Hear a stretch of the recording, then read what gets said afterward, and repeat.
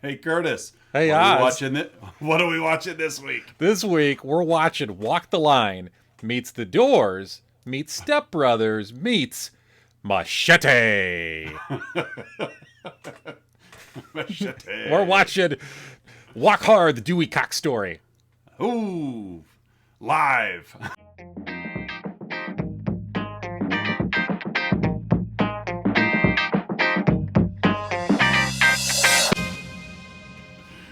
Welcome back, listeners and viewers. We are not live. That last little line was just me screwing around. You're back to another week of Let's Talk About Flicks, the monthly podcast. Monthly? Why do I say? Well, technically it is monthly. Yeah. I say that every week. I'm such an idiot. The weekly podcast where we discuss a movie based on a monthly theme. We bring movies back and forth to the table. This is episode 20. We are 20 in. I know we set a goal of 20,000, so we are 1/1000th into our meeting our goal. We're getting close, Oz. Increment. We decided early on that we were going to cover every movie ever made. Yeah. So You want to set attainable goals. right, and so with Netflix and Disney Plus and Apple and everybody throwing out new movies daily, it's fine. It just creates more longevity for the show. Yeah, and the fact that these movies are getting thrown out daily and we're doing a weekly podcast. Right, that I keep calling monthly. Mathematically, we'll catch up. Right. We'll get there. Our lines shall cross. I'm one of your hosts, Oz. And I'm Curtis. And we're talking about Walk Hard, the Dewey Cox Story. This is Curtis's movie that he's bringing this week. This is our third week in movies about music month, not musicals. No. Movies about music, and so that's why we're Correct. talking about this biopic of the great Dewey Cox. The biopic of a fictional character. Right. And so it's my turn to come to the table with characters. Let's hear 'em, I'm Oz. going to gloss over them because there are so many. We've got the titular Dewey Cox, played by John C. Reilly, who is the amalgam of every focus of a biopic yet. Yes. Plus focus of biopics that haven't come out yet. Yeah. And we've got his brother Nate, the better brother, the right kid. Wrong kid died. Who is the motivation behind Dewey Cox's rise to stardom? We've got Ma and Pa Cox. Ma's a big fan of Dewey. Pa, not so much, because Dewey is responsible for killing his favorite kid. The wrong kid died. Wrong kid. We've got bandmates Sam, Theo, and Dave. I love his band. I do too. I love you got comedians playing these. We got Tim Meadows, Chris Parnell, and Matt Besser. Matt Besser of from Upright OCB, Citizens Brigade. Upright Citizens Brigade. So I love the fact that all three of these comedians are kind of from, in some ways, kind of different walks of life too. You know, Besser's more improvisational, and the other two are SNL alum, but still just different eras of Saturday Night Live. And I just think it's a lot of fun. We've got Edith, Dewey's first wife, played by another Saturday Night Live alum. Drew a blank on a name because I'm an idiot again. Kristen Wiig. Thank you, Kristen Wiig. I'm like, Cheetah. it's not, yeah. As everyone knows her as. Yep. Kristen Wiig of Bridesmaids fame, who's his teenage bride. I'm Dewey's 12-year-old girlfriend. By the way, this whole show is just going to be us yelling quotes at each other. Pretty much, yeah. If you're here for the plot, we're sorry. No, it's just quotes for an hour and 20 minutes. So we've got Dewey's first wife Edith. We've got Dewey's second wife Darlene Madison, she's a Christian woman. Played by Jenna Fisher of The Office, and then last but not least, not last. I got one more. We got a series of Jewish agents and managers. Yep. All named after very stereotypical Jewish terms. Many of them actually played by Jewish actors, so that's kind of fun too. And then the musicians. Again, this is a movie about music. Dewey is a fictional musician, but other musicians that show up in the movie, some playing themselves, most not. We've got the Big Bopper, Buddy Holly, Elvis Presley, Jackson Browne, Jewel, Lyle Lovett, Ghostface Killah, The Temptations, Eddie Vedder, The Beatles, and Jerry Garcia. Watch the movie to figure out which ones are played by themselves and which ones are not. You got any characters you want to add to the mix? Mean, there's so many of them. But whatever. Yeah. The only ones that really matter are like Dewey, Paw, and like Darlene, maybe. Yeah, pretty much. Yeah, and the rest of them are there for fun. Yeah. So let's get into it. Let's get into it. The movie opens in present day, which present day is 2007. This movie is 15 years old, Oz. I know. Yeah, 15 years old. So a stagehand played by Nat Faxon is looking around for Cox backstage. He needs him. No play on words there at all. Right. We should probably preface that we will keep this show PG. Yes, we remain PG. But based on the naming and some of the topics mentioned in said movie, the innuendos I'm sure will pass through. We'll probably veer into, was it TV 10? is where we'll end up here. Yeah. So, all right, go for it. So Nat Faxon, stagehand, is looking around for Dewey Cox backstage. He's going to be on in a minute. And Dewey's just kind of in a dark hallway, just kind of leaning against a wall. And Sam, Dewey's drummer, tells the stagehand that Dewey Cox needs to think about his entire life before he plays. His entire... just with such a matter-of-fact delivery that Tim Meadows is dropped through this whole movie. Oh, and that's the beginning. So in a way, the movie is told in flashback. Yes, it's 98% flashback if you want to think about it that way, because it's Dewey remembering his life. It's not a straightforward narrative, at least the way that you think it might be. Yeah, this is like a Tarantino biopic. So we cut back to 1946, I believe, and young Nate, Dewey's brother, is playing the piano for his dad Dewey. He's really talented, Oz. He can really go. He's ripping those keys. and he's wearing like a young Anakin Skywalker haircut. Yeah, he is. Poor kid. Dad points out how much he loves Nate. Oh, I love that Nate. He's my favorite son. He's my favorite one. Then you got dummy Dewey. Yep. Dewey and Nate, which is short for Dewford. Yeah, that's right, Dewford. It's Dewford Cox. So Dewey and Nate, afterwards, they're talking about their dreams, and Nate says, "There's nothing I won't do in this long, long life of mine." Foreshadowing. No foreshadowing there at all. Foreshadowing. The boys then proceed to play some games together, such as a bull chasing Nate. Nate picks up a rattlesnake and throws it at Dewey. They play chicken with a tractor and a horse. Play with a welding torch. Right. Well, not only a welding torch, but a welding torch while standing in like a bale of hay. Yeah. These sparks would be flying everywhere. Boys will be boys, Oz. All right, they will. They're down on the farm. Yep. And it all builds up to them playing in the barn together. Nate grabs a machete, because there's nothing wrong with a little machete fighting. No, they're still sheathed. It's all right. Yeah. And so Dewey accidentally cuts Nate in half. Quite literally cuts him off at the waist. Oh, he's been cut in half real bad. Dewey, I'm cut in half pretty bad. You're going to have to be double great for the both of us. Double great. Matter of fact, it was the worst case the doctor seen it being halved. He was like patting his brow like he's done everything he could. Dad blames Dewey. You're not even half the boy that the top half of Nate was after you cut him in half. I'm not even a quarter great. Oh, again, this whole podcast is just going to be us just telling lines to each other, because that's what this movie is. It's nothing more than that. Well, let's just be clear though. When we're not in podcast form, that's how we are. This is really the authentic us. Probably more than any other show we've done. Yeah, it drives our wives bananas that we have an entire conversation in movie quotes, Yeah. but not even from the same movie. No.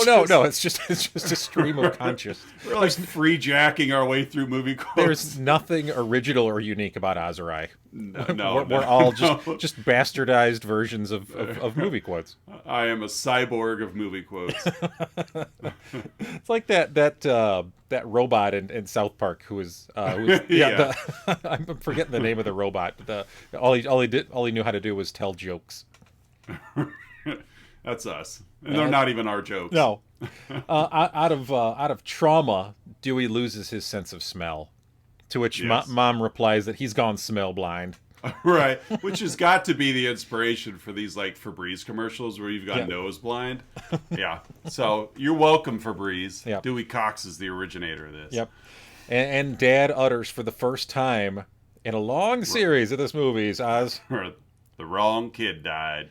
the wrong kid died. He much prefers Nate over Dewey. Yeah. Then we fast forward. We have a time jump here, the first in many time jumps in this movie. Yes. We're at a talent show in 1953. Dewey's a freshman in high school. Yeah, looks it too. Yep. Mom greets her 14-year-old son, which she says out loud. Here's my 14-year-old son. It was, and John C. Reilly is surrounded by actual 14-year-olds. Yeah. Age-appropriate actors. Right, and he's 14 years old, his pockmarks. And Mom is so proud of Dewey. She's so very proud. She says, "I'm so proud you learned to play the guitar so good without even a sense of smell." You got to know when you're playing the wrong key. And Dewey, he learned to play by to play by ear. Yeah, he say, "I learned to play by ear, not by smell." He's already started to overcome Yeah. the trauma in his life by playing music by ear.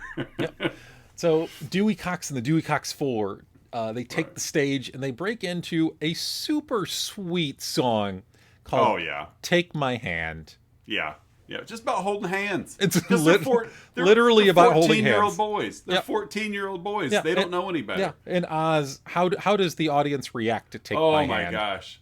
I think everybody's the buttons on everyone's shirts popped all at once. Yeah. Like all these teenage girls just get up and start writhing because they're basically a band of teeny boppers, and so music like this has never been heard before, and it's it's just reacting similar to how everybody reacted when like the Beatles first came about. Like, oh my god, I can't keep my clothes on, and that's and, how of course. Yeah, so that's how the teens respond. How do the adults respond, Oz? Oh, hatred. And a lot of the same. Pause, the wrong kid died. Yep, we hear that again. They got to be possessed by the demons because the priest is, it's basically just a huge grind fest going on. Yep. A man vomits at the high everywhere. school talent show. Yes. Yeah. So, the adults can't handle it. So this mob of people with pitchforks and torches, of course. Oh, yeah. They're outside the Cox residence. And there's young people there, too, and they're doing the exact opposite. They're all smoking marijuana because minutes before, they've just, they've been unlocked. Yeah. Socially unlocked. And so the music has done this to and them. they're now delinquents. Yes, because the music did that to them. Because the music made it that way. And that's, it's the music's fault. Music does that to people. I always blame the music. I quit once I quit listening to music, my life turned around for the better. Yeah. Well, I mean, all those years of interventions finally amounted to something, Oz. Yeah, finally. The priest says, who's got hands? The devil. And he uses them for holding. This movie. Pa gives another "The Wrong Kid Died." That's his third already. And Dewey's 14. Yes, so. Dewey's 14, and I reckon it's time for Dewey Cox to move on. And Right. Edith is there. He's playing to Edith at the talent show. She's the only girl actually paying attention, not like rubbing her body against someone else. And so Edith, of course, has to She's declare, 12. "I'm Dewey's 12-year-old girlfriend." I love how the statements of obviousness in this movie. To overcompensate for keeping the audience Right. clued in as to what's really Yes. going on. Oh, right. As if to trick us that, like, why is this adult man playing with these children? Oh, because he's 14. He's 14. She's 12. Okay. You got it. By stating it, I accept it as reality. Yep. We get a quick scene of Dewey learning how to play guitar and play the blues. So, so he's now an expert, Oz. So yes. He is now an expert on guitar and the blues and all that. He gets a job at Leroy's Lounge. Yes. To which Leroy broke both of his hands before a big performance. Yeah. Right. and got laryngitis. He's the only white person in the joint. Yes. He's the mop boy, bus boy in this, African American dance club, dive bar, however you want to call it. And you're right, the great Craig Robinson of Pizza Hut commercial fame. Yeah. That's how I know him. No one out pizzas the like Hut. You said, he's Leroy and he leads the charge. And the music he plays has the same effect on the people that are there. A lot of grinding. But like you said, as Dewey's working nights at Leroy's, he's learning all these songs. He's learning the songs. And there's a quick scene with Dewey back at home with Edith. Dewey points out he's now 15. Yeah, 15 years old now. And there's like multiple babies in the household already. there's children. And what are another great little sequence here? Because Edith wants Dewey to get a real job because she believes in Dewey, but she also believes he'll fail. Right, you're gonna fail. You're not cut out for this. And Edith is like, "What about my dreams?" I love this line. Dewey, Edith, I told you I can't build you a candy house. It'll fall down. The sun will melt the candy. Because she's 13 now. Yeah. And Dewey says, not my dreams. Dewey says it'll be a long, hard walk to get to his dreams. And then he stares off into the middle of the distance as the first great song has come to his attention. Yes. So we're back at Leroy's, and he's broke his hands, and he's got the laryngitis. So it says like Band-Aids on. Yeah, they're all busted up. So Dewey has to step in. He's the only one who knows the song, so he steps in. There's talent managers there. There's some scouts there, Oz. Right. And and you know which ones they are. Cause they're your stereotypical Jewish, all dressed in black, long beards. Hasidic Jews. Yeah, they're all the Hasidic Jews. Yeah. We also get introduced to Sam, Tim Meadows' character. Yes. Who will play a much bigger, well, I don't know if bigger, but a funnier role moving forward. Just a recurring role as we go along. Yeah. And Dewey nails it. The crowd is a little skeptical at first. Very, very skeptical, and Dewey performs as Craig Robinson's character would. And the crowd loves it after some initial skepticism. And the record company takes him in. So we cut to a performance in the recording studio. That's Amore. Oh, yeah, That's Amore. The producer's just not having it, Oz. No. It's so goofy. Like that's what they're like, they already have the record deal. Why is he like, this is our first big hit? Like we're just gonna do cover songs. And we get introduced to Theo, the guitar player. I think he's guitar, played by Chris Parnell, and then Dave, the bass player. No, Theo's the bass player. Dave's the guitar player, played by Matt Besser. Which it's funny because he plays the bass, but he's got a very deep bass voice. Like everything about him is bassy. Hey, Dewey. So Dewey's given 15 more seconds. Yeah, that's it. 15 seconds. And there's no way in this 15 seconds you're going to do anything that could convince me otherwise.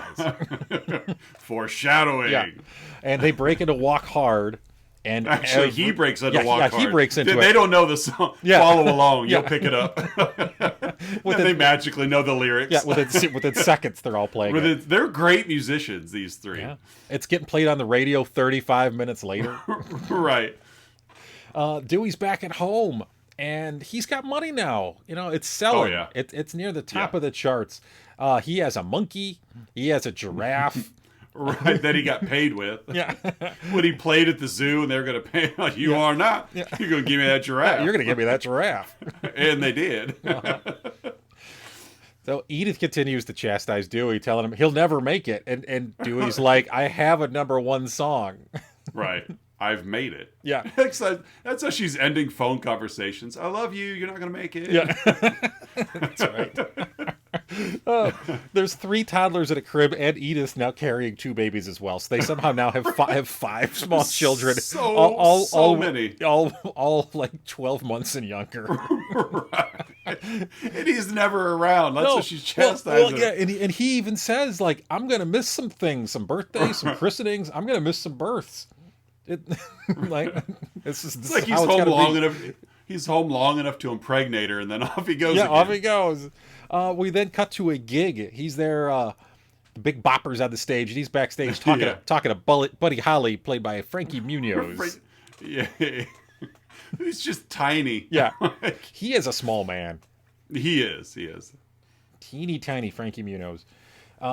Dewey's nervous that Buddy Holly's trying to calm him down, and the manager says, "You know what, Elvis wants to go on early, so you're gonna have to play after Elvis." To which Dewey does, and he gets very nervous. Yeah. How am I gonna? Because how am I supposed to follow that? How are we supposed to follow that? And then he's going on after Jack White playing Elvis. Yes. So funny. Dewey breaks into like a Roy Orbison-esque song about his perfect wife and his perfect life. Things couldn't get any better, Oz. No. And there's women screaming for him. Some women, some groupies try to come onto him, and Dewey says, "If I wasn't a married man with a good head on my shoulders, I don't know what I'd do." Right. And then he walks into the bathroom, Oz. Uh-oh. And Sam's in there. Yes. Sam is in there smoking a marijuana reefer. He's smoking a joint with, surrounded by beautiful women, and they're just passing a joint around. And of course, Dewey has no idea what it is. No, he's clueless. It's our first example as Sam as a DAR or as a DARE officer. Yep. He's like breaking down exactly the pros and cons of marijuana smoking. That's one way to put it. He's only every con is really a pro. I can't deal with a hangover. There is no hangover. I don't want to get addicted. It's the least. There's no addictive. It's just this back and forth of, Dewey wanting to say no, and it's just like reverse psychology conversation. It sounds expensive. It's the least expensive drug on the market. I think I want to try some. And so Dewey walks in and he does drugs for the first time, Oz. For the first time. Yep. And it really changes the trajectory of the rest of the story. A rock and roll star doing drugs. Who would have thought it? Dewey was the first, I think. Well, Sam was the first. Yeah. But. The next morning, they wake up in a hotel, and Dewey's on the phone with Edith, just kind of telling her what's happened. They had a good show, and it's a pretty casual conversation. Hey, honey. Camera pulls back, and there's just naked people everywhere. Oh, yeah. Everywhere. In his bed. Men and women. Yeah. Sam's on the floor. He's like, "Dewey, will you shut up? I'm trying to have sex with these women." And there's it starts with naked women everywhere, and then we get a naked male butt who just walks right into the frame. Yeah. Ask Dewey if he wants coffee. You want some coffee? Yeah, sure. Thanks, Bert. And then a moment later, the same guy walks back into frame, only now he's facing the camera. Yes. So, and Dewey's on the floor, so all this is like ear level for Dewey. It's right there. Hey, Dewey, have you seen my sandals? He's just tiny donging it. Oh yeah. I don't know why that guy volunteered. I think there's a reason why they didn't show the rest of his face and stuff. Yeah. But yeah, he's not a shower. No. We hear a knock at the door, and Dewey goes to answer it, and of course he answers, and it's Pa.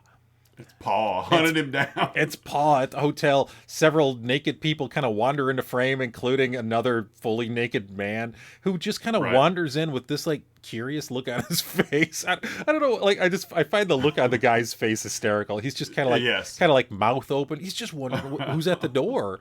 Right. Oh my God. And Paul blames Dewey for Mom's death. Yeah, because Mom was listening. Go ahead, Oz. Yes, the song was on the radio and Mom was up dancing, and of course Paul was being Paul, hating Dewey and everything he stands for. And Mom talked him in, you got to get up, let's dance. Paul started to soften a little bit and realized, this song's got a good beat to it. It's danceable. So Mom and Paul are dancing around to Dewey's music, and he's turned a corner. Like Paul's really come along, and maybe I've been too hard on him, and like everything you think to rectify it, and then Mom trips over the cable, and, like tumbles out the window. She doesn't just fall down; she was flying out the window, and which you think is horrible enough. She's on like the second story, and I'm fine. The radio comes flying out the window, smacks her on the head, and dies. So, Dewey's music killed Ma. Yeah. So Pa is mad at Dewey not only for killing Nate, but now he killed Ma. Yeah, Ma's gone now too. And he gives another wrong kid died. Right, almost like he forgot to say it. He pops back into frame. Oh yeah, wrong kid died. So Dewey's distraught, and and he goes to the bathroom, and who's in there, Oz? Sam is in the bathroom again, and it's cocaine. It's cocaine. It's cocaine. You don't want a part of this, Dewey. It turns all your bad feelings into good feelings. Good feelings. I think I'd like to try some of this cocaine. And now Dewey he's entered the gateway. Yep. Yeah, marijuana was certainly a gateway drug for Dewey, although it's all Sam's fault. And we cut to him doing cocaine right to them rehearsing for their next gig, doing a punked up version of Walk Hard. Yes, very punk, as in like, I'm gonna punch you in the face. And Dave even says, you're singing like some sort of punk.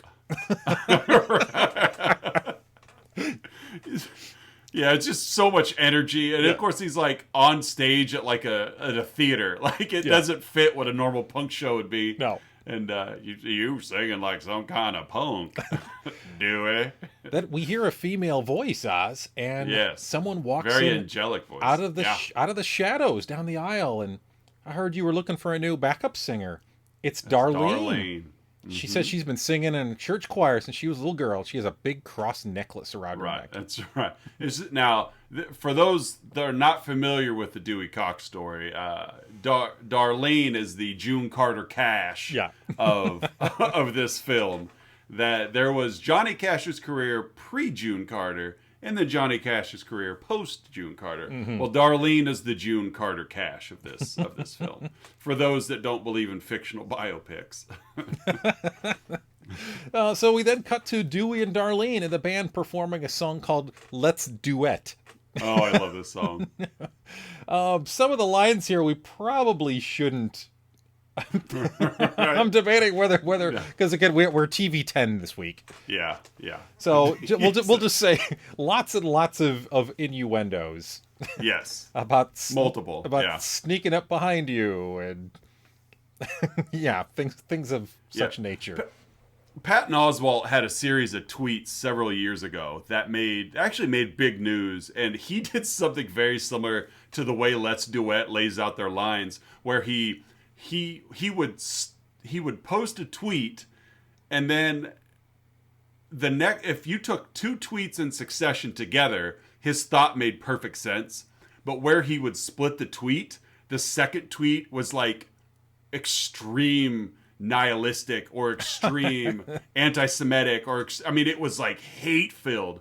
But if you were reading his thread, everything was up to, it was just genius comedy and on the Twitterverse. And reading the comments were great too, because people are, you are not the person I thought you was, Patton Oswalt, et cetera, et cetera, et cetera. But it's just, to read it was just this masterwork of comedy. And that's how these songs were written, is, they're playing like I wouldn't even call them verses, but you know, the lines of a verse, like they're back and forth singing to each other, and she would say something that stand alone is just like very, you know, X-rated or you know, hard R at the least. And then his line would finish the thought, which made it very sweet and innocent and something stage-worthy. And so it was just genius songwriting between these two. Well, there's songs singing, but one of the ones that I feel we can make the TV10 rating on. I just want to make out what you're saying. Yeah. So right. that's one of the tame ones, but yeah, very tame. Yeah. Yeah, but the rest of them were, yes, very, very sexual in nature. There was no way around it. Like, even to read the lyrics, you'd be like, oh. Yeah. So, it's basically just, it's their desire for each other just played out lyrically. Yes, and it intercuts with between the two of them getting to be good friends. They're such good friends. Good friends. And she they go to kiss each other and she slaps him in the face. We're friends. We're friends. Sure is nice that you could share your bunk with me, Dewey. Yeah. We get you know, they're eating ice cream together. Like eating. Yes, okay. Yeah. That's how they're eating ice cream is debatable. Yeah, eating is something you do with your teeth. This was all lips and tongue on the ice cream cone. They go horse riding. they're doing Deborah Winger and urban cowboy style horse riding. Yeah. It's very sensual horse riding. They're practicing their carpentry skills. Just the look on John C. Reilly's face and all of these. Like, he's such a great comedic actor. Oh God, I love John C. Reilly. He could arguably be my favorite actor just because he's so good at everything. Yeah, he's got such range. Like, yeah, just everything. For sure. You know, you see him in real dramatic roles to like to something like this, or he was check it out with Dr. Steve Brule. Like, right. You know, but it's like for every Steve Brule, like he was great in Hard Eight. Yeah. You know, he honestly, even though Boogie Nights was played more comedy drama, like he played it straight and was great at it. Yeah. Like. He's just such a great actor. I remember watching it's been a while, but I remember watching some of the deleted scenes or like extended takes from Boogie Nights, and he would keep going. He would not stop until Paul Thomas Anderson yelled cut. And you know, like Mark Wahlberg's just kind of looking around like, okay.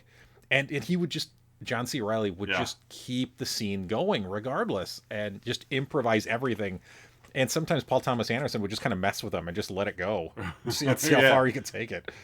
And I'm sure Mark Wahlberg just couldn't keep up with it. So. Oh, God, yeah, because he's Mark Wahlberg. Yeah. So we're in a horse barn between Dewey and Darlene, and he's starting to kind of you know, peel back part of his onion to her. He's starting to reveal a little bit about himself. Right. And he sees a machete in the barn and he nearly passes out. It glistens. They're in the. It's like I love that when movies do it, where they show, you know, some metal object and then like have the light glisten on it. Yeah. Like, would the sun just fly by at rapid pace? Like, how did that glisten come about? But yeah, he you know, in shock of like, oh, a machete. Dewey tells Darlene he has a lot of pain in him, and that and then he even asks kind of rhetorically, like, did you ever have something you really loved that you accidentally killed or hurt in some way with a machete? You ever had that? Yeah. We cut to them performing a song literally called Darlene. Yeah. And some of the lyrics include, Darlene, I'm in love with you. I'm having fun with you. And then yes, we have the scene that you referenced a bit earlier. We cut to, because they're friends, right? They're friends. Yeah, they're friends, and they're in their bunk together on the tour bus, and she's thanks for letting me share your bunk, and she's literally on top of him, and like a little nightie or something. Oh yeah, like they are face to face, chest to chest. Yeah. Assuming said position. Yes. Darlene says they can't give in to their desires. They're not married. Right. It just keeps really emphasizing, we're not married, Dewey. Yep. And then it cuts to them getting married. Congratulations. Running out of the chapel. Dewey will solve that problem. Yeah. They can't get together because they're not married.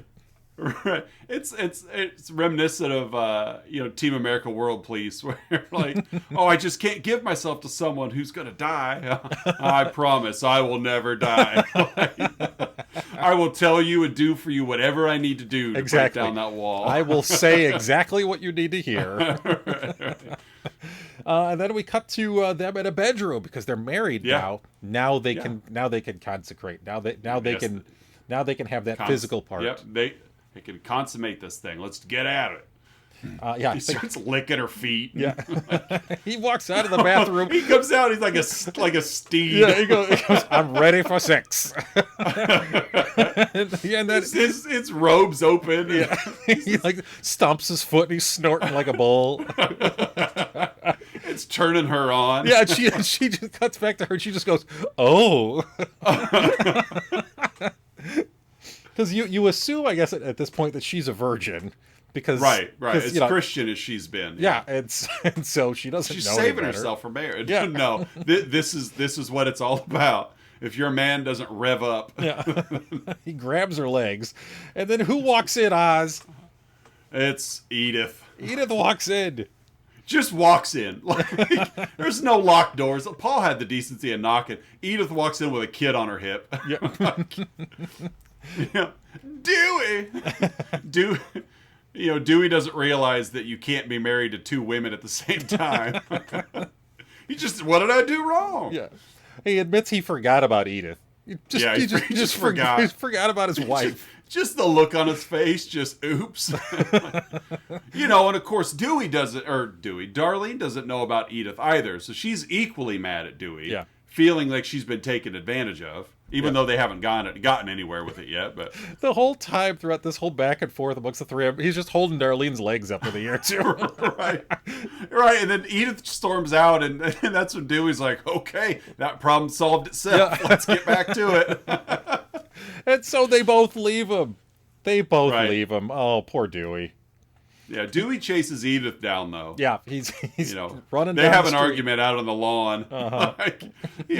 I got this exchange pulled up here. I love this exchange. So Dewey, Edith's mad at him, and Dewey's like, "So you've never done nothing you shouldn't have done to me." And Edith, well, what have I ever done to you? Dewey's only references like that time you woke up in the middle of the night and drank up all the milk. And then I got up to have my cornflakes and there was none left. Dewey, you cheated on me. Oh, I'm a cheater, but you could just drink up all the milk. And during that exchange, he goes on to say, well, guilty is charged. You're right. Right. Yeah, and then looks off to the middle distance. Don't you write a song right now.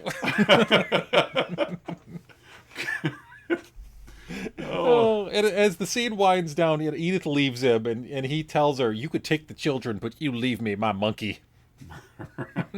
Yeah, he could care less about the kids. And this is the first of a sequence of Dewey destroying a bathroom because when Dewey's beside himself, he destroys bathrooms, and he always pulls a sink off the wall. Yes, right as he's like screaming. Yeah, he just rage filled. Like there's so many sinks get pulled off walls in this movie. We hear a song start up that has kind of a Mexican flair to it. Guilty as charged. Has horns and everything. It's a fun song. It is. Like all the music in this movie is fun. It's so much fun. We get a little sequence. Dewey's in a car with the monkey. This is Melissa's favorite line in the whole movie, where he turns to the monkey. All you care about is fruit and touching yourself. Oh, poor Melissa. That line is her favorite line in the movie. Out of all the lines in the movie. Yeah, she loves that. It's because she says it. It's because she probably says it to you a lot. Yeah. All you. I got two needs. You can't tell me how to live my life. You know who you married, Melissa. Fruit and touching yourself. Fruit and touching yourself. I could have warned you that was coming, Melissa. Sam introduces Dewey to uppers and downers. They're the next logical step for you. Right. I think I want in. So he gets in. Theo and Dave noticed that Dewey's off, and Dave says, well, that was young Dewey. This is middle Dewey. This is a middle Dewey. As if they're aware of his life and career arc. Right. They know what's coming. Uh-huh. Has he been to rehab yet? At some point he goes to rehab. Well, yeah, coming up. He gets arrested for buying drugs and thrown in prison. Oh, that's right. He gets caught. Yep. They're in a back alley. Yeah, there's like a gunfight and everything. And he's in prison. L'Chaim, played by Harold Ramis, his agent, comes by and says, I can get you out, but you got to go to rehab. What? And rehab. What? Rehab. Oh, rehab. Yeah. Okay, yeah, rehab. And it cuts to Dewey in a hospital, and he's coming off all the drugs. He's hallucinating. Oh, right. And the nurse and the doctor keep coming in. He needs more blankets. he needs less blankets. He needs more blankets and less blankets. Dad comes in. Wrong kid died. Right. And it's his post-addicted stupor. Yeah. And eventually Darlene visits him. Asks if Dewey's ready to go home. Yeah. Darlene reveals she's his only wife, so clues in that Edith did formally divorce him. Right, while he was in rehab. I'm pretty sure both people have to sign, but I don't know. Whatever. Dewey tells Darlene, prison and rehab have changed me. All these blankets have saved my life. And then they proceed to very aggressively make love right there in his rehab room. Oh, yeah. After she knees him in the groin several times, they choke each other. He takes off his shirt, revealing his abs. Yeah, it takes it off real slow. Yeah. And as he's been in rehab, he's somehow tanned. Yeah. And it's just like an 8-pack. And then we get another time jump, Oz. We cut to Berkeley, California, 1966. They're at Dooman's birthday party. Apparently one of the kids with Darlene. Everyone's dressed as hippies. Dewey's inside writing music. And he says, I have to think about other people, Darlene. It's 1966. Right. I have to help people with my music. Right. That's what he's got to do. Mm-hmm. And Dewey has assumed a Bob Dylan-esque persona. Yeah. Oh, my gosh. It's just, this is probably, of all the other musicians in this movie, I feel like this part of this scene is where they actually make fun of one. Yeah. Just ripping on Bob Dylan music inadvertently, but it's still just some of the lyrics to the songs are just the mouse with the overbite. It's like I imagine being in the writer's room as they're all just tossing around things to throw in this Bob Dylan song. It's basically like Mad Lib's lyrics. Yeah, exactly. Yeah. The mouse with the overbite. There's a fun, just throwaway little thing amongst Theo, Dave, and Sam. Theo and Dave are like, what is this song about? And Sam just looks at him. You guys are idiots. This song is very deep. And then after that, Dewey needs to continue his journey for self. And so he goes to India to meditate, hang with the Maharishi, and some other people, Oz. Who else happens to be there? The Beatles are there. John, Paul, George, and Ringo. And how do we know it's them? It's because they introduce themselves by name as member of the Beatles. Yeah. They're the Beatles. You got Jack Black, Paul Rudd, Justin Long, and is it Jason Schwartzman? Yep, Schwartzman. Yeah, these four are the Beatles. Our second Jason Schwartzman appearance this month, by the way. Yes, and so they, Paul and John are bickering back and forth, and Ringo's just happy to be there. I wrote a song about an octopus. Right. George would love to get a song on the album. Yeah. It's just John and Paul just yell at him. Yeah. And so, they're there with the Beatles. We loved Walk Hard. Great record.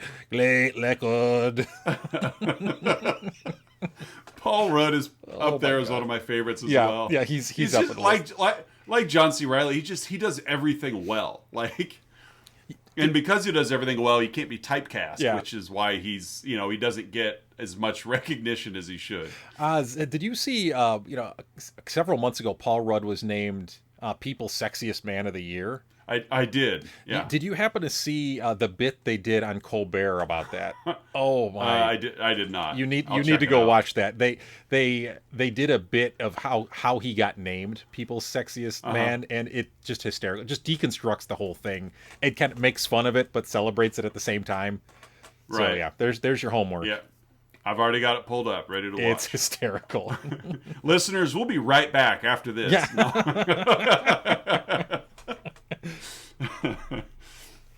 And then they decide they pressure Dewey to take an LSD.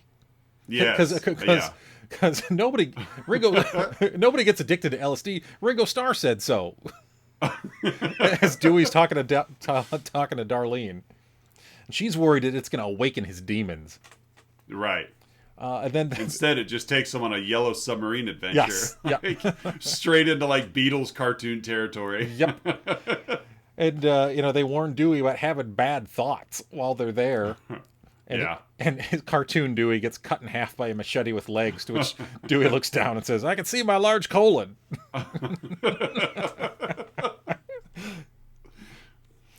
8 months later, Dewey's been jumping on a trampoline, Oz, and he's been on there for 4 days. Right, he's all hippied out. Mm-hmm. Like, he is full blown, like, tie-dye, hippie headband wearing, like, he's the full bore. Yes.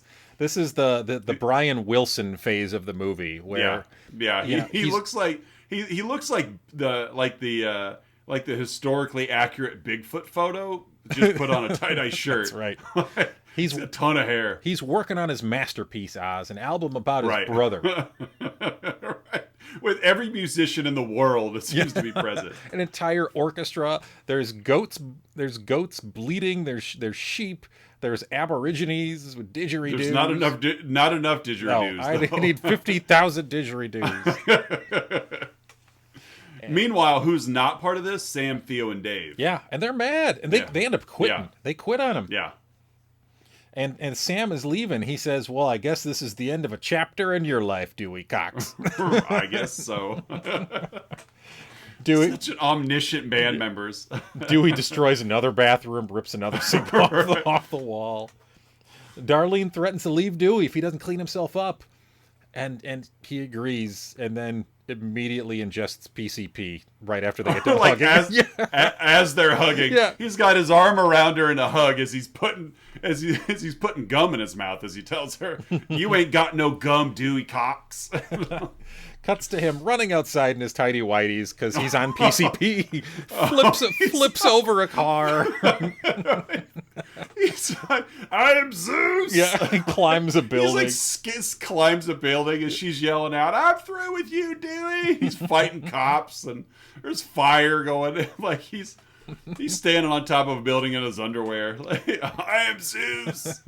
So back to rehab for Dewey. Cuts to him in a bathtub with electrodes on his head. They give him electroshock therapy while he's in a bathtub. Electroshock therapy was a real thing, but they amped it up by putting him in a bathtub. Right. Yeah, we're going to get your whole body in here. Like electroshock therapy wasn't cruel enough. We're going to put you in a bathtub. No. He gets electrocution therapy. He gets visited by Ghost Nate. Played by Jonah Hill. Jonah Hill, of all people. Who tells him to get it together and start writing songs again. Right. And time jump to 1976, Oz. Yep. He's gotten it back together. He is. And he has a new TV show. He has a variety show called The Dewey Cox Show. This is one of my favorite pieces of the movie. Just watching this, like, just kind of laugh-in-esque, like, variety show he's host of. So he comes out in his polyester getup and his long flowy hair. And he's got his shoulders going and his stick microphone with a 100-foot cable to it. And, like, I just love this set design, and he's just going all out and singing his songs and doing his comedy bits, and then has a sit-down interview with Jane Lynch. Yeah, his agent wants him to do a puff piece interview, and so he does. And the Gail, played by Jane Lynch, did not do her homework on Dewey. At all. Asks him a series of questions. How are your parents? They must be so proud of you. Well, my mom is dead, and my pa and I are not on good relations. We don't talk. They ask him how his kid, or she asks him how his kids are. Well, I'm currently locked in a custody battle, and like his complaint is because the judge is trying to make him have custody, and I feel that if you should be able to walk away from responsibilities, if you don't want the responsibility, you should be able to walk away from that. And then in the middle of this, he says, "But wherever my children are, I'm sure they're watching the Dewey Cox Show, 8 o'clock right after the local news." He's trying to he throws a plug himself in. Yeah. Oh my God, I'm crying. Oh, we hit that point. So that she kind of tries to wrap it up with like, so, in your busy life, you ever had a chance to stop and smell the roses? I don't have a sense of smell. And he just storms off stage. He's so mad.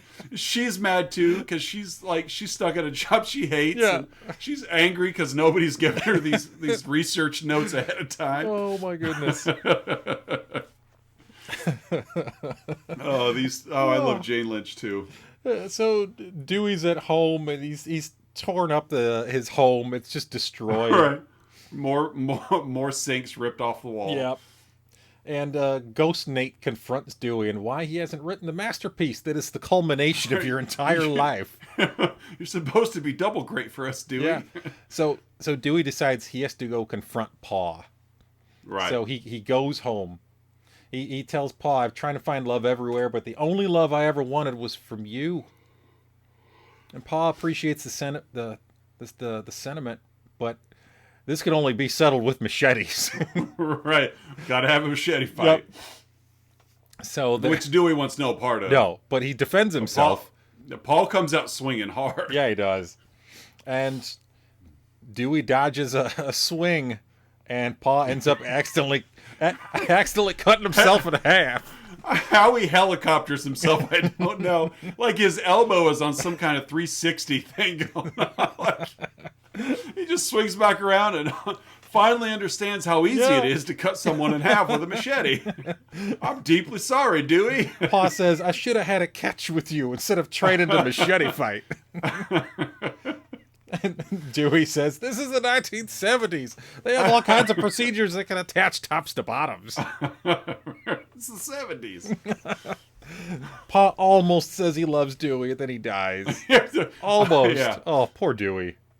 No, that's enough for Dewey. He's had it. So Dewey destroys another bathroom. Rips another sink. He destroys everything. He ends up punching a big fern. Yeah, right.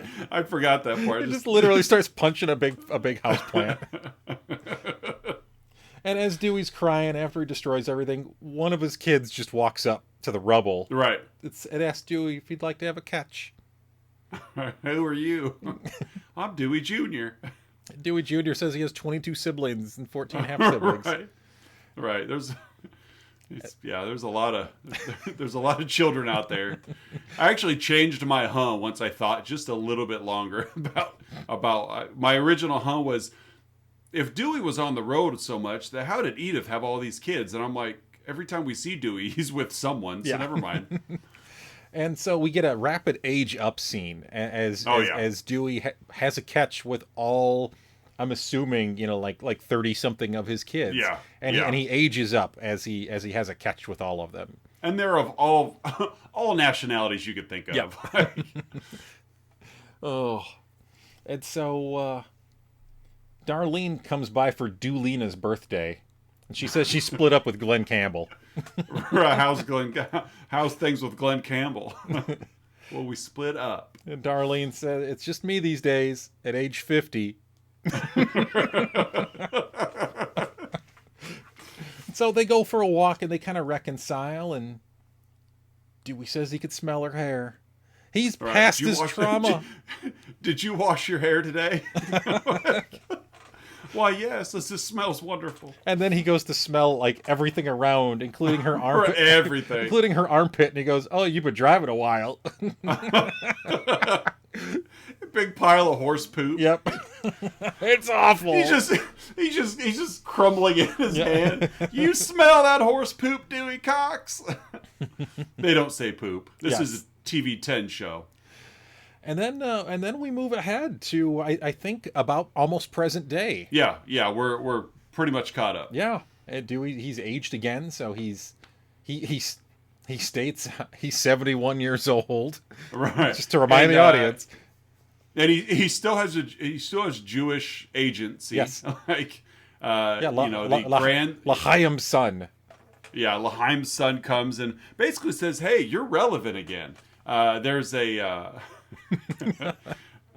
a hip hop artist. There's a hip hop artist. Whose name wouldn't make the TV 10 cut. No, it's if you have a bag of peanuts, yes, but you were to put the peanut name first and another name for bag afterwards. Anyway, and it's a small bag of peanuts. One might say Lil. Yeah. It's a little peanut bag. But anyway, he's a rapper who has taken the He sampled Walk Hard, but only Dewey saying hard into an incredibly dirty song. Oh, extremely dirty song of about relationships. Yes, the birds and the bees. Right, and so that's the only part they sampled. But he's back to relevancy. Yes, and so, people know him again. And so he's been asked to accept the Lifetime Achievement Award at the whatever award show it is, and to play one song. Yes. And of course, Dewey's I can't. I've given that life up. He's afraid of the temptations. Afraid of the temptations.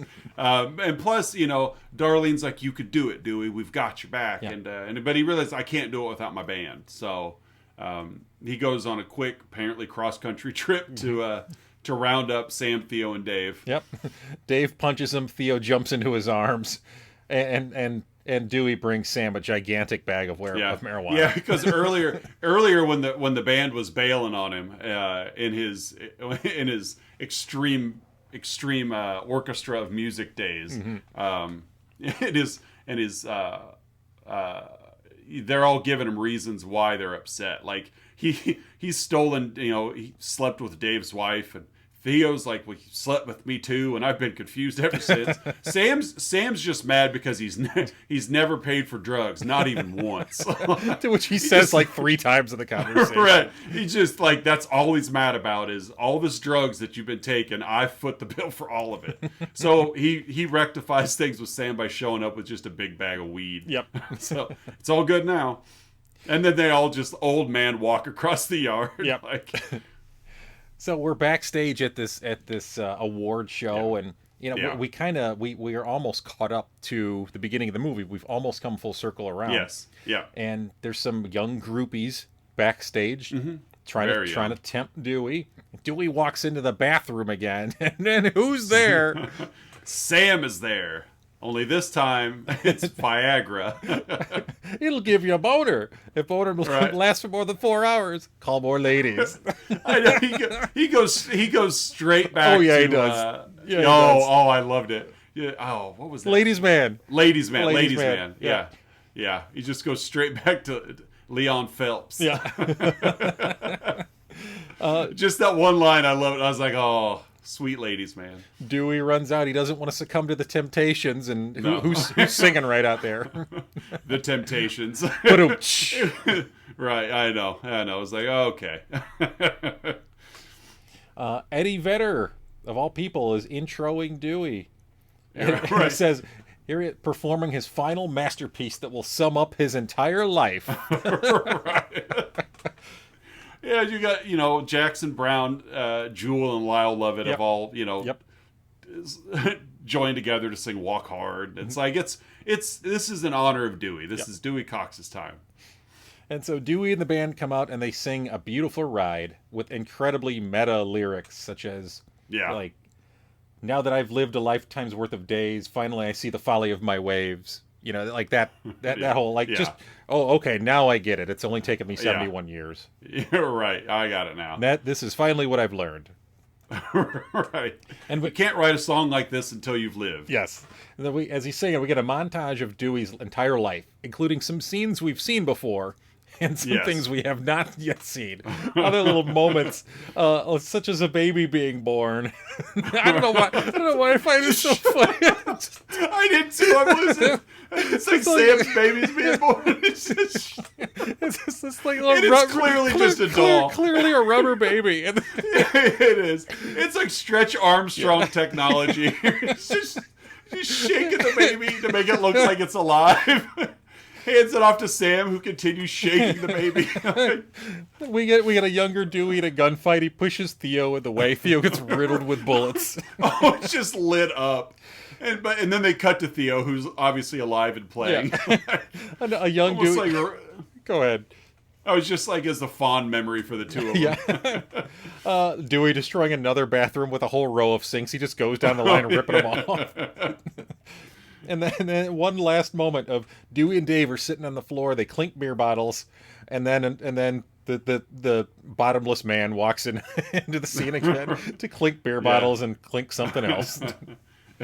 Yeah, cuts to him celebrating with Dad as they're it's still half Dad laying on the floor of the barn. Before he died, they were just celebrating. Ghost Ma, Pa, and Adult Nate are there. Right. And then Agent Laheim has a heart attack. Yeah. Laheim's son has a heart. No, it was Laheim has a heart attack in the audience, and then Ghost Laheim comes out to join him. Yeah. they're all Force ghosts at this point. The song ends, and Dewey kind of waves to the crowd, and we get a screen freeze. Yeah, we got a freeze frame. Yeah. Yep. And the text on the screen: Dewey died 3 minutes after this performance. Right. Dewey Randolph Cox, 1936 to 2007. It's Dewford Randolph. Was it Dewford? Oh, sorry. Dewford. So, and that's Walk Hard. That's it. That's 2007's Walk Hard, the Dewey Cox Story. So at this point in the movie, I'm literally crying right now.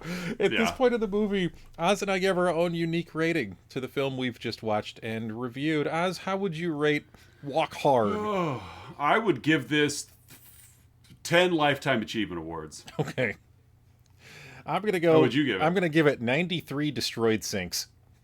There you should have gone to sinks.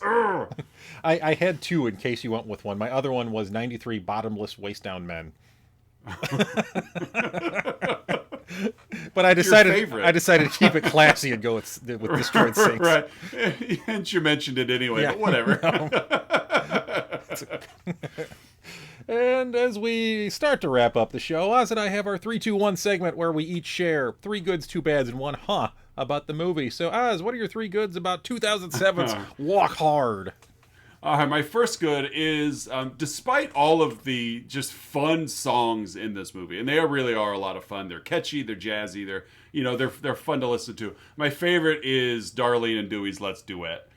Just the back and forth, just energy between the two of them that they just want to ravish each other, and they do so in song form. And so obviously we're not sharing the lyrics with you on our show, but it's just very funny. And kudos to the songwriters that work on films like this that could come up with something like that and still lay a lyric to it. And kudos to the actors who can sing it to each other and not just lose it every chance they get. So that's my first one, is Let's Do It. My second one is just the reoccurring joke of the characters stating their age or what year it is.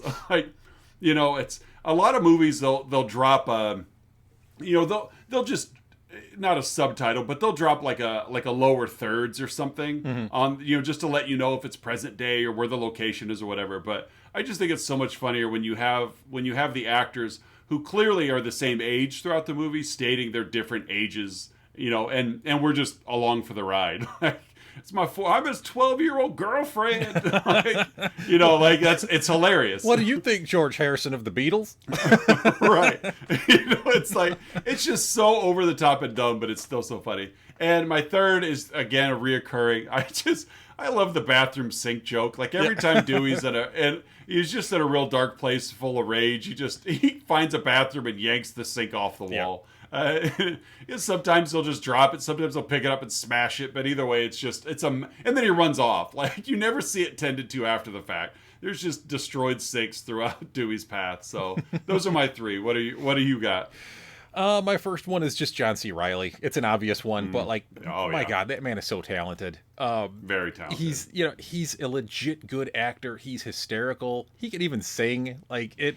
He does it all. I mean, in this movie, and he has fun. Yeah. Like, you know, and that's it too. Is he just has so much fun? Like, you know, anyway, go ahead. You can tell he's having fun with it, and and it shows in the performance, and just everything the guy does is either great or hysterical or whatever he needs that role to be, and he's just amazing in this. My second is not the bathroom sinks, but the bathroom drug scenes with Tim Meadows. Just the recurring bit how he's the purveyor of the temptations. You know, he's the one who brings Dewey further and further down the rabbit hole. Right. By trying to talk him out of it by telling him all the great things about it. You don't want none of this, Dewey. You don't want none of this, Dewey Cox. It's the cheapest drug there is. And for the last one, you took a couple of mine, so I'm coming up with one. It happens. I even had extras, and you took my extras. Let's go with the beginning sequence when they're at the high school show, the kind of the moment that really gets the movie going, where you know he's singing a song about holding hands, and the young people in the crowd start tearing their clothes off and dancing, and the older folks decry him as the devil, and that really is what kind of kickstarts the movie here, and sends him off on his journey. Well put. We don't have to have three separate goods each time. It's okay if we double up. It's called three goods, Oz. I know, but we end up with six. I have three and you have three, so I just end up stealing yours every week. We should call it 6 goods, 4 bads, and 2 hugs. It just rolls off the tongue. Speaking of the bads, Oz, what are your 2 bads? My 2 bads are, obviously this movie is absolutely hysterical, but you know, some of the jokes, at least for me, just don't hit. Mm-hmm. And I don't even necessarily know why they're there. For example, you know, like L'Chaim dying having a heart attack at the end and becoming a Force ghost. Yeah. Or some of the monkey jokes. Or when Darlene and Dewey are having their fight and one of the tribesmen just peeks in the door to the auditorium and then closes it and walks out. Like, they're just... I guess I just don't understand. There's no shortage of runtime here. Like, each of these add 3 seconds to the film, and they're just, I don't know, they're just there. Like, a lot of the jokes in here are bad, and they know they're bad, and that's why they're so funny, is because they're so dumb. You know, but just some of these little throwaways of like, okay, like even the Temptations where, and then it's like, oh, congratulations, you got the Temptations to be in your movie. Mm-hmm. Dewey saw them, but it's like it added nothing to it. It just was kind of goofy. Yeah. So it's nitpicky, but some of it was like, oh, okay, you know, but it's so overwhelmingly funny that those get lost in the shuffle. I'll tack something onto that as well, and I'm not going to go into detail. This is for, again, our other podcast. Just a couple of the songs have not aged well. Oh, and this movie is only 15 years old, but it's there's a couple of the songs didn't. Yeah. So I agree with you. And my second bad, and this isn't even really movie related. I just wish my wife I wish she appreciated this type of lowbrow humor. I float on an island out here when it comes to this, and Step Brothers, and Talladega Nights, and Anchorman, and it's like this style of humor just it does nothing for my wife, which is absolutely fine. But it's like, And then I got to watch this stuff by myself.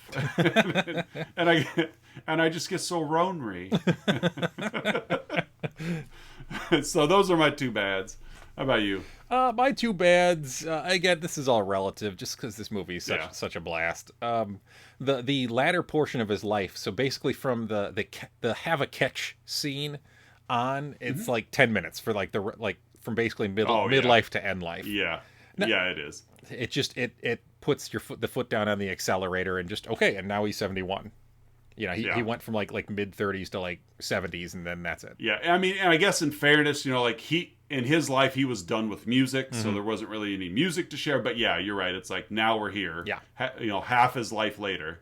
Yeah, and then the other one, Jonah Hill didn't work for me in this. It just I agree. He wasn't funny, and he was Jonah Hilling. Yeah, he was Jonah Hill. He wasn't Ghost Nate. And right. it just, and I like Jonah Hill, but it didn't work here. He was kind of the he was kind of the flavor of the month at this time in his career. Yeah, and it just didn't work for me. Well, it's like he played Ghost Nate like he played in Superbad. Yeah, like it was that character, just kind of a jerk, and it just Jonah Hill's come a long way as an actor. I mean, I think he's a great actor these days. He's really found his form. But yeah, I'm with you. Like, he just didn't do anything for me there. Jonah Hill didn't work here. Sorry, Jonah. Sorry if you're watching, Jonah. I'm sure he does. Frequent commenter.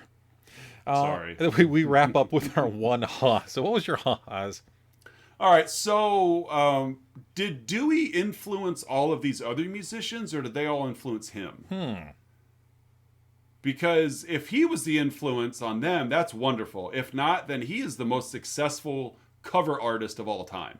Like, because so I don't know, because he obviously exists in a world where these musicians are real. He mentions Glenn Campbell and and the Beatles and the Big Bopper and Elvis. Like, so these musicians are real. So he's there. So where does he really fit? Because his style changes so much, but his style is always referencing somebody else that is a real musician, which then would live in the same the same universe that he does. So I know that there was one little moment where during the Bob Dylan phase where like he was at like a press conference and one of the reporters asked like, are you just copying Bob Dylan? Right, they reference Bob Dylan as he's doing Bob Dylan. So I don't know, that was my was he the influence or was he influenced? So I mean, he did get a Lifetime Achievement Award. He did. Well, you do it long enough, you figure why not. And they got Jewel, so I mean that says something. Right. Yeah. And Julia Roberts' ex-husband, Lyle Lovett. Best looking man in Hollywood. Yeah, he was at that time. It was a real dark time in Hollywood. Yeah. It was before peak meat Brad Pitt. That peak meat. It's gonna keep coming around. That's gonna be the wrong kid died. That's gonna be our thing. That's gonna be our McCracky. All right, what's your huh? My huh, and I have two down here. I'm gonna go with one that Melissa caught. I've seen those abs before.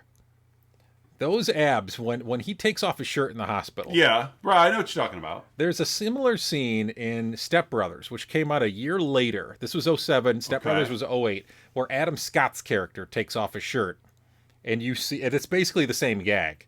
You see this like just abs on abs on abs. Right. I'm pretty sure those are the same abs. I think they're Leslie Nielsen's abs. they are Leslie Nielsen's abs. Because they think they pull that trick in Naked Gun, too. But if you look close, I'm pretty sure those are the same abs from both of those movies. It wouldn't surprise me. Some very oily person. So kudos to the stunt abs. Nice job, stunt abs. Way to go, stunt abs. Uncredited stunt abs. Well, folks, that's 2007's Walk Hard, a Dewey Cox Story. So you guys know what to do now. Like, comment, subscribe, review, follow. Hit the little notification bell if you're watching this on YouTube, all that fun stuff. You can catch us on social media, Facebook, Instagram, Twitter. We got a website as well. So we've got we're 20 episodes now. We got back catalog. Yeah. I think so if you love what you're listening to, there's plenty to catch up on. And so we've got more stuff coming down the pipeline next week, and week four of our Movies About Music podcast. month, we are covering Tom Hanks's That Thing You Do. Liv Tyler, the guy with 3 names from American Werewolf in Paris. I know it's not Scott William Thomas, and I know it's not Tom Everett Scott. Tom Everett Scott. Yep. There you go. I'm like, I know it's not him, and I know it's not the guy from Save the Last Dance. It's not Stifler. Right, it's Skitch. And so, and a very young Charlize Theron. Yeah. Is in this one too. Yeah, very young Charlize Theron. Fun movie, real fun movie. And so we'll be back with that one. Some more great music in that one as well. We're on the road to 20,000, Oz. Yes, we are. We are 1 micro% there, like not even 1%, 1/1000th of a way there. But that's really all we got for this week. So I hope you enjoyed this. Make sure you come back early and often. We'll be back next week with That Thing You Do for Let's Talk About Flicks. I'm one of your hosts, Oz. And I'm Curtis. And we will hope to catch you next week.